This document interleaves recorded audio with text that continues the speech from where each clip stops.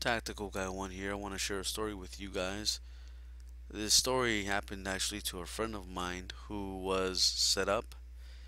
And before I read this to you, I'm going to tell you the history of how and why I believe this happened. There's a person that some of us know, and every time this person would always come around, it seemed like officers would just follow this person no matter where he was.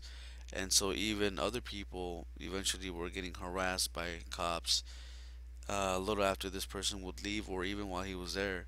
It just seemed like they knew where this guy was at all the time, and so eventually I figured, hey, that guy's probably a snitch.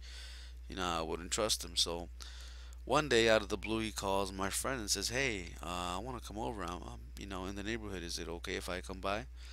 My friend, not thinking anything, cause he's not me, said, "Sure, yeah, come on down. We can hang out." So he comes and he's like, "Yeah, so what's up, man? Blah blah blah." Well, an hour later, guess who comes knocking on the door? You guessed it, the cops. So now you guys know what happens up to this point, and now I'm gonna read what happened from his point of view. At blank AM, peace officers knocked on the door. I opened the door. First mistake. I've told him not to open the door if he ever sees officers, because that's something I wouldn't do. And two police officers were at the door. One of the officers asked if there was a Jessica in the house. I told them no and that they had the wrong house. They asked me if they could come inside and check if she was inside. Now, first off, this person in there is just two males. There's no female there, but that's just a psychological ploy. Make it seem like, oh, I have nothing to hide, or maybe they're looking for someone who's lost. So it's a trick. I told them no, and that they did not have my permission to come inside. The peace officers then asked for my identification. I read them the following notice that was on my attorney's business card. It states, and by the way, I would highly recommend for anyone watching this video to memorize this or write this down and keep it somewhere. Please take notice that I do not waive any of my legal or constitutional rights. I object to being detained, questioned, or searched. I object to my person, automobile, or my residence being searched. I demand that my attorney blank be immediately notified of my detention and that I be allowed to call him. Now, before I read any further, if I don't have an attorney, I would simply say I demand that I talk to an attorney before I answer any questions. That's it. So, then he says, I then handed them the card along with my identification. As soon as I gave the officers what they demanded from me, I called my attorney and was able to talk to him.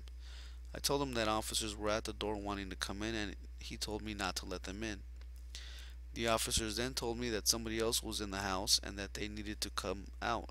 I told them I do not have control over that. Once again, they tricked him into saying something else. So that's almost admitting someone else is there. The officers kept intimidating me by getting closer to the door and putting their foot in the door so I could not close it. Once again, another reason why I do not open the door. The cops were screaming for the other person to come out. The person eventually came to the door, of course, because it's a setup. The officers asked him for his identification and if he was on probation or parole. The other person admitted to being on probation and they arrested him. Peace Officer Blank told me to sit on the floor and that I could not go back into the house since I was being detained.